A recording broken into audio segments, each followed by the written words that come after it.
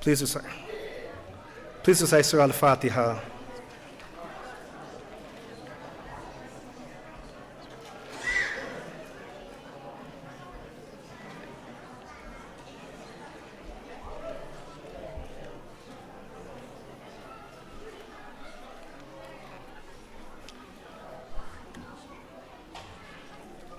أعوذ بالله من الشيطان الرجيم بسم الله الرحمن الرحيم الحمد لله رب العالمين والصلاة والسلام أشرف المرسلين وخاتم النبيين أحمد مجتبى أبي قاسم محمد مصطفى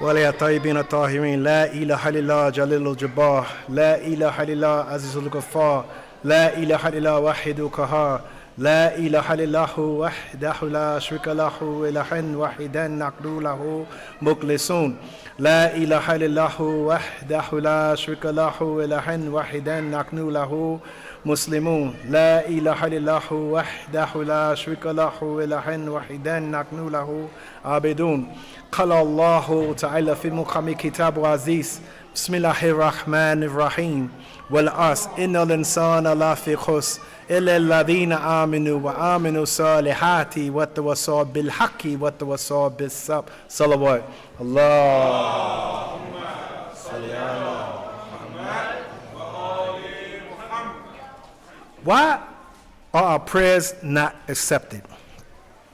This was a question in which a man asked Imam Ali alayhi salam. And the Imam, he started giving the man prerequisites on why our prayers or our du'as are not accepted. One of the things that he gave him, where he said that you read the Quran, but you do not practice it. We find ourselves reading the Quran as though it is a novel. We read through it. We know, yes, the Quran is a book, but it's not like any other book. We see Allah Jalla, He calls it Kitabul Mubin, the book that makes things clear. Or as we see in Surah Al-Baqarah, He says, Dalikal Kitabul Arayba Fihi Hudan lil Muttaqin. This is the book, and no doubt there is guidance for those who stay away from the wrongdoing. So we see that when Allah Jalla, He talks about this book, it's not like how we see the book. We must see it exactly the way He tells us it is. It is a book of guidance. It is a book that when we turn to it, it speaks to us. This book, it shows us examples of those of the past, what happened to them when they transgressed. Allah Jalla, the book reads is a way that, not like how a novel continuously talks about one subject, because Allah Jalla, He knows the attention span of the human being. So Allah, He talks about a subject, then He switched to another subject, then He go to another subject, then later on He goes back to a subject in which we was on, to keep our mind constantly knowing, or keep our mind constantly not knowing, but constantly not drowsing off away from the book, in other words. So because of this book that was sent down as a guidance, we don't look at it as a guidance as the Imam says. Because he goes on and he says that, and you said, we have heard and obeyed, but you disobeyed. Majority of times when you hear this, when you confront someone, or we are confronting ourselves, and someone tells us that we are doing something incorrectly, we will say, oh, I know. I read what Allah says. I know what the wire said. I know. But yet we disobey. Instead of obeying what Allah has said. And because of this, the Imam said that when we go and we make dua to Allah, our prayers, our du'as are not accepted. Because we read it like a novel instead of reading like how we're supposed to be. A book of guidance. A clear book. It is not something in which I must hurry up and read through. I'm going to finish the Quran. I'm going to finish it. Yes, I'm just going to finish it so I can get over with. No. We see Allah in this book. We have 500 laws. 500 laws in that book that pertain to how we practice, how we do things, what we should do, what we shouldn't do in this book. It is not like a novel.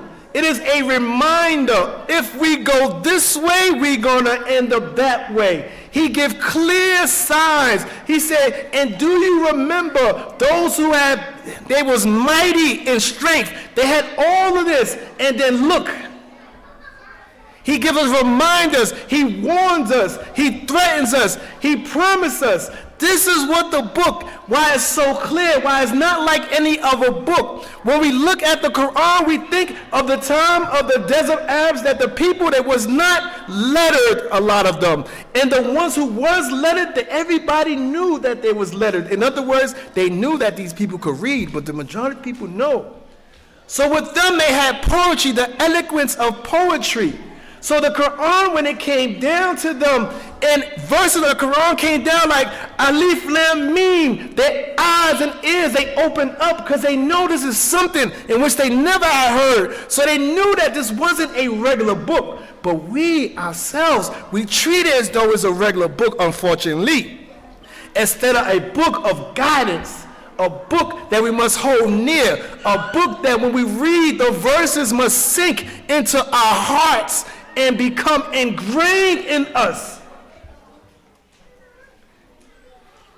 And because of this, we find ourselves, as the Imam says in the second part, that you said we have heard and we obey, but we disobey. We disobey Allah. Many times I hear people that say, oh, I will take it up with Allah. How you going to take it up with Allah like he's your best friend or your neighbor? As though that we have some type of friendship with our Creator, like in that way, that we could just ignore and not go by His commandments. So we see that in many hadiths, we have to see what it says about those who do not just read the Quran, but those who allow themselves to let the book sink into their hearts. Imam Hassan alayhi salam, he says that whoever reads the Quran will have an answered prayer. Here it is, he said that if you read the Quran, you will have an answered prayer, either in haste, either Allah is going to give you your answer immediately or delay. And we know that sometimes when Allah give you in haste, it could be good or it could be bad. We find that in riwayah that said sometimes Allah gives you in haste because He do not want to hear your voice. Sometimes this is what it says in riwayah, in hadith.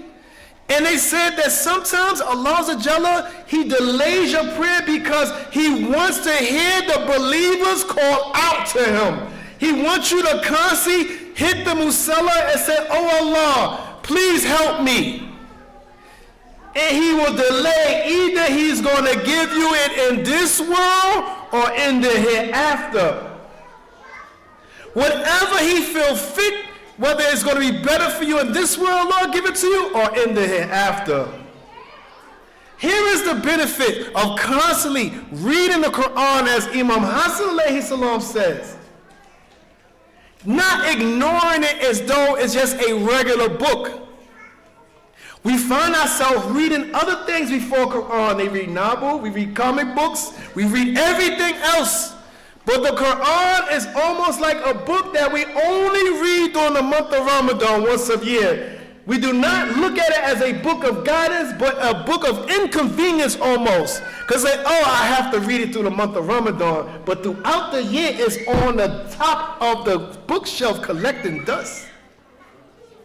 And then when we do read it, we read through it so fast and don't ponder upon the verses in which we must ponder upon. We must ponder upon the things. Another hadith in which Imam Bakr alayhi salam, Imam Sadiq also, Imam Sadiq said this one. He said, one who protects the Quran and acts upon it as well will be with the noble, devout angels on the day of judgment, subhanAllah.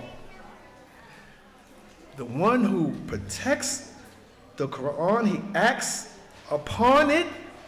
He acts. That means if Allah tells you not to do something, you do not do it. If Allah tells you to do something, you do it.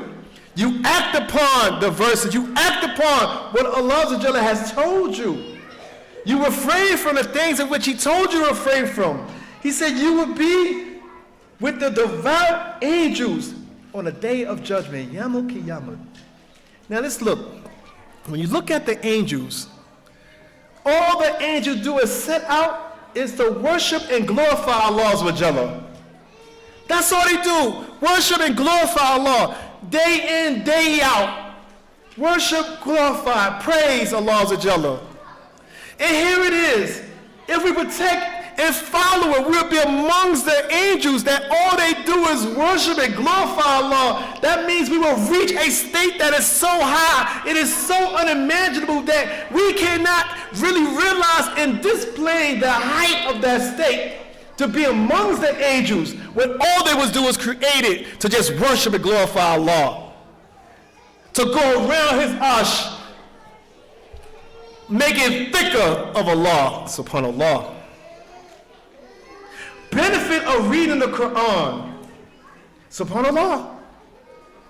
Here it is, Allah Jalla gives man so much incentive. Look, I tell people all the time, if you end up in the hellfire, you deserve to be there. Because Allah Jalla, He make it so that if you believe in Him, you are a true believer, that it will be almost impossible for you to go to the hellfire. Because He gives you so much maslahat, so much benefit for reading Quran, offering salat, giving charity, being kind to your neighbors, being respect for your parents, coming to the masjid, going to the everything. So if you end up there, you deserve to be there. Because here it is. He tells us that if we read the Quran and follow it and protect it where we will be, that status that's unimaginable in this world, but we know there's a high one in the hereafter, subhanAllah. Just imagine that. Can you imagine that? It's unimaginable. We can't really think about it. Subhanallah. In another wire, in which Rasulullah sallallahu alayhi wa alayhi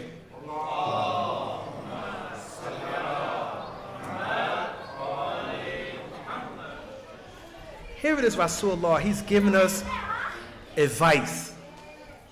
He's given us advice like he always do. Allah Azza Jalla has made him over us as our guide. He made Rasulullah the physician. We are the sick, we are the murid, he is the tabib. He is the doctor. We refer to him. And he referred us to what? The shafi, the cure of the Quran. Akalabay Rasulam, they are the doctors, we are the sick. Here it is, he's giving us a remedy on what can help us. Rasulullah sallallahu alayhi wa alayhi, he has said, I advise you to recite the Quran and remember Allah much. Remember Allah much. Recite the Quran. Remember Allah much. Let me explain to you what we don't understand. When we remember Allah, I remember when Rasulullah in the hadith, he said when he made Miraj. And when he made Miraj, he saw the angels working and building something. He said, what are they doing? He said, they are building. He said, why do they stop? He said, they need ammunition. He said, what type of ammunition? He said, when the believer says, Subhanallah, walhamdulillah, wa la ilaha illallah, wa Allahu Akbar, the angels in the hereafter, they build mansions for the believers. So when we constantly remember Allah, there's muslah, there's benefit in this. Not only it purify us, but what we build in the hereafter for ourselves as well. SubhanAllah. Then he goes on, for surely the Quran will remember you. He said, remember the Quran, because it will remember you. We find in some riwayahs, they say on the day of judgment, it will be something that come towards the person, and the person will not even recognize this. Won't even recognize it. They said this is the Quran. That the believer would not even recognize it. Here it is, he's saying that if you recite it, it will remember you. He said, for surely the Quran will remember you. Do your dhikr, do your remembrance in the heaven, and it will be a divine light, nur, for you on earth. Subhanallah. Subhanallah. This is a book of guidance.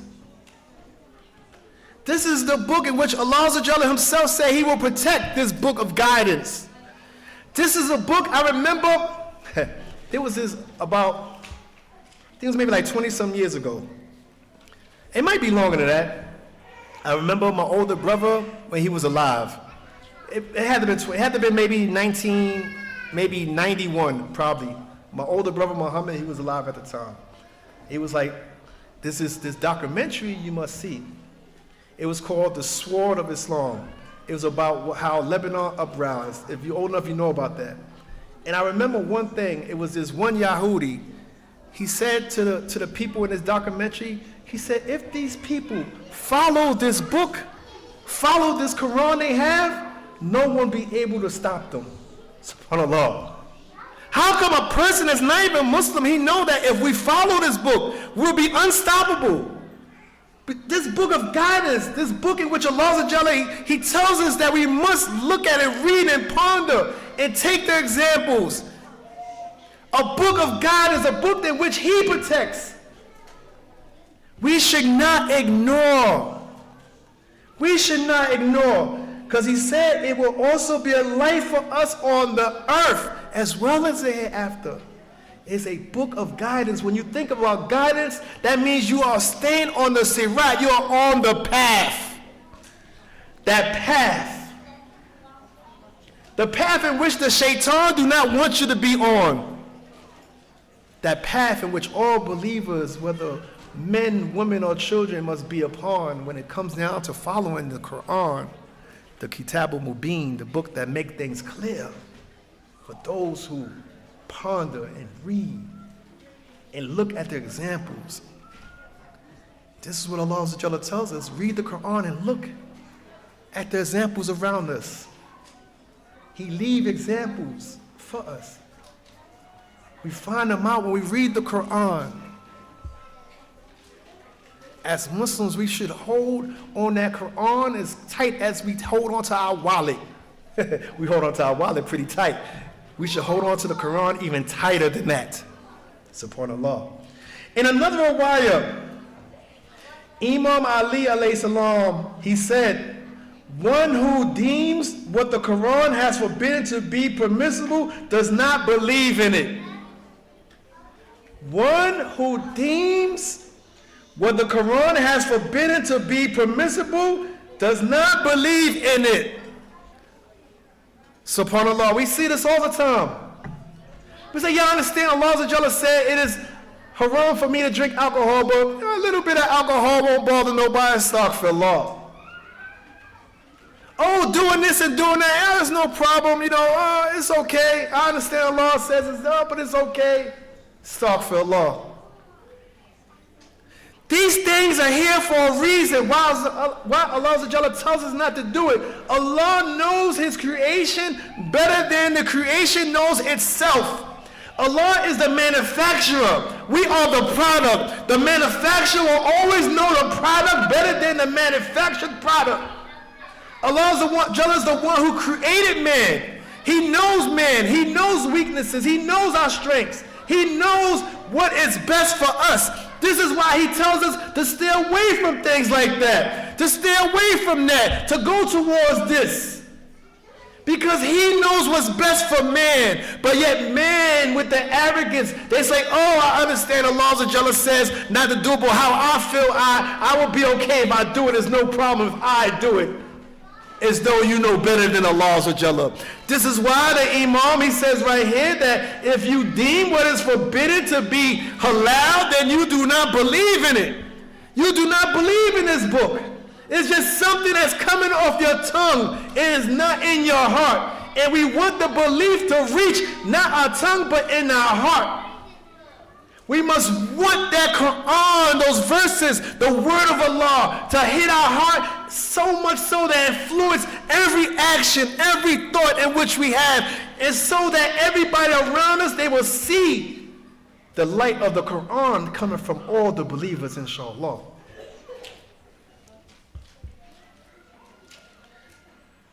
One thing in which Rasulullah said that is beautiful, if we allow ourselves to absorb the Quran. And this is something that we should think about. He said Allah does not torture a heart that has absorbed the Quran. Allah does not torture the heart or a heart that absorbs the Quran. Subhanallah. This explains how the Quran is the light.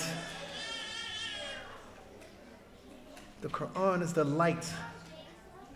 We even see how he says that it is the light that is an unextinguishable light. Unextinguishable light. You know how you would have something in your hand and don't realize you have a precious jewel in your hand? Allah has given us a precious jewel of the Quran, and it's in our hands. It is so invaluable that you cannot put a price on this book that Allah has given us, and how He has protected for us. How from the very beginning, people knew this Quran from heart. And after centuries and centuries, it is still the same Quran that Rasulullah received from Allah through Jibreel alayhi salam, with no changes. They have a book that this one scholar, he went and he looked at every century of Qurans, and all the Qurans were the same century after century after century after century, because Allah said He will protect this. And not only that, it has reached the tongue and it has been engraved in the hearts of the believers. Every believer knows Quran, whether little or medium or lot. So our hearts will not be tortured if we absorb this Quran. It is a guidance for us. So it said, indeed, whoever learns the Quran, teaches it, and acts by it what is in it, will lead him to heaven and guide him to heaven. He said, indeed, this is what Imam Jafar Sadiq said, indeed, whoever learns the Quran, teaches it, learns it, teach it. In other words, you give it away. We're not supposed to just hold on to it. We're supposed to give it away. We're supposed to, whenever we learn something, if we want to keep it, we have to give it away. If we learn Quran, we give it away to the children or whoever. We teach it. Then he said, and acts by it. Acts by it and act by it. If we act by that Quran, what is in it, he said, I will, this is from Imam Jafar Sadiq, he said, I will lead him to heaven and guide him to heaven. I will lead him to heaven and I will guide him to heaven. This is for reading the Quran, teaching the Quran, and acting upon the Quran. Man, Allah does not want us to go to the hellfire. And if you go, look at the Muslim, look at the benefit is this. All the blessings of the Wahab in this. From reading the Quran, by picking up the Quran, even if we read 40 verses a day, as we find in Rawaya, 40, some said 50, if we read that little bit amount a day, and we act upon that, subhanAllah, and we do this until it becomes a habit, and where we learn, we give it to our brothers, our friends, whoever wants to take it, will be led into the paradise, led into the heaven, subhanAllah. Another thing in which the Imam said, he said, it has been narrated by Abu Abdullah have said, 3 things will complain to Allah. 3 things will complain to Allah Azza wa Jalla. He said, The first one is a ruined masjid. A ruined masjid will complain to Allah. So that means that if there's believers in this town, we must make sure that masjid do not become ruined. We must take every resource in which we have to make sure that we maintain this masjid or this Islamic center. Because if not, it will complain against us. If we did not take our wealth and make sure that place stands, not only for our generation, but for the next generation, it will complain against you, those who were there, because you allowed the masjid to go down. So that means whatever you have, whether it's $1 or whatever it may be, or you can give, you must give to the center. Give to the masjid. Make sure that place be the place in which the Quran is being taught. Our children is being taught. Let me explain something to you. I was talking to a good brother earlier today when we was eating on some good fish. SubhanAllah, that fish, that samak, Jayid Jiddan. Very good. And what also he noticed is what I noticed when I was younger. They didn't have that many Islamic centers here in this place. I remember growing up, and they had, of course, Kui Center, and they had another place, and it was Farsi, and then they had maybe one other place all Urdu. There was nothing for English. And it wasn't many centers here. But now you look, it's a lot of centers. And the needs have changed because as people came, now they have children, and their children grew up in this society. And they may not speak the language of their fathers and grandfathers. Now they speak English. Their language is English. This is their first language.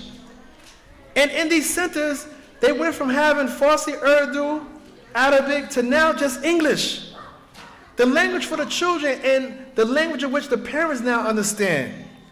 So as you can see, the next generation that your children's children are just going to only know English. And they're going to need places of worship.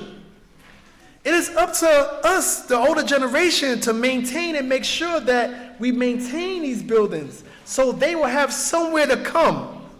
We have to have places that make them feel comfortable to come to.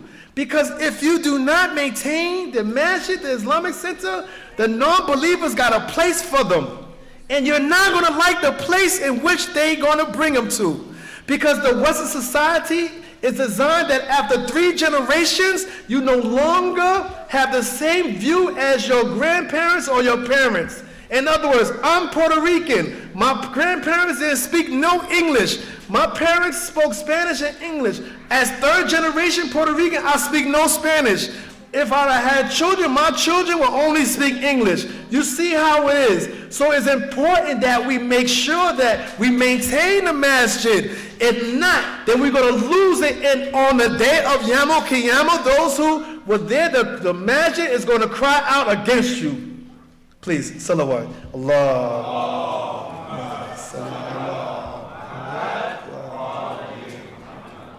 The next thing is said, and a scholar was with the ignorant one, and we passed that. But the next one is a parchment hanging somewhere with dust having occurred upon it. What do they mean about this parchment? They mean a parchment with the Quran. That the Quran is just hanging there and it's just becoming dustful. In other words, no one is reading the Quran. People are just going by it and just leave. It's on a shelf and it has dust on it. No one's picking up this parchment of Quran and reading it or benefiting from it. That Quran will bear witness against you, as what Rasulullah have said, no, Abu Abdullah has said here. It will complain about you, say, probably, oh, I was here and you did not read me, you did not use me, you did not take advantage of me. Just like how the masjid was said. I was here, you did not take care of me, you did not come and pray, you did not have activities. My light was always off instead of having a light illuminating out and from outside of this building. So show some type of activity when it comes down to the masjid and comes down to reading the Quran. If not, these things will complain to Allah against us. There's no way of us to say, oh Allah, I didn't go to what can we say? Oh why did you not give money to the masjid and maintain it? But you had a nice Land Rover, a big, 5,000 square foot house. No, I don't say nothing wrong with that. But if you had that type of house and car, you have a little extra change to give to the masjid, right? For the giveaway. Now, just saying, or not reading the Quran. And the last thing, and inshallah, and I'm gonna end this khutbah, inshallah, because I didn't want to memorize these hadiths like I normally do because there was so much importance in them that I wanted to read them so we could get the full effect of what Ahlul Bayt alayhi salam is saying about the benefit of us reading the Quran and not be like those who Imam Ali salam said that, you read the Quran but you ignore it, you say you believe but you disbelieve. We don't want to be those. We want to be those that reads it and have our prayers accepted. So in this one is narrated from Abu Ja'far alayhi salam. That said that Rasulullah sallallahu alayhi wa alayhi said,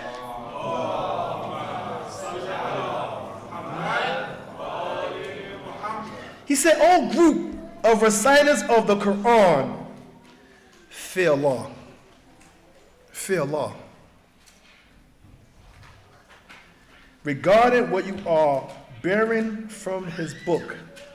Fear Allah for what you are bearing from his book, from the book of Allah. For I would be questioned," he said, "for I would be questioned, Rasulullah, I would be questioned, and you would be questioned." Here it is, he's saying, be careful, because I, as Rasulullah, will be questioned, and you, us, we will be questioned. And we will be questioned, and I will be questioned about the delivery of the message. Rasulullah going to be questioned by Allah about the delivery of the message. And as for you, you will be questioned about what you bore from the book of Allah and my sunnah.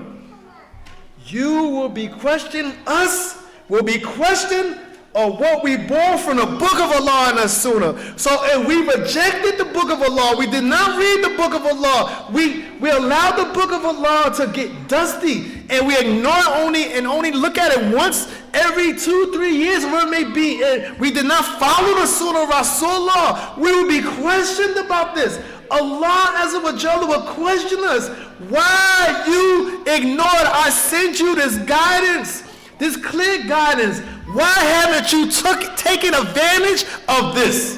Why did you ignore it? Why did you feel that everything else was more important than this book of guidance? Why did you think that you could be able to make yourself better by ignoring the sunnah of Rasulullah sallallahu alayhi wa alayhi?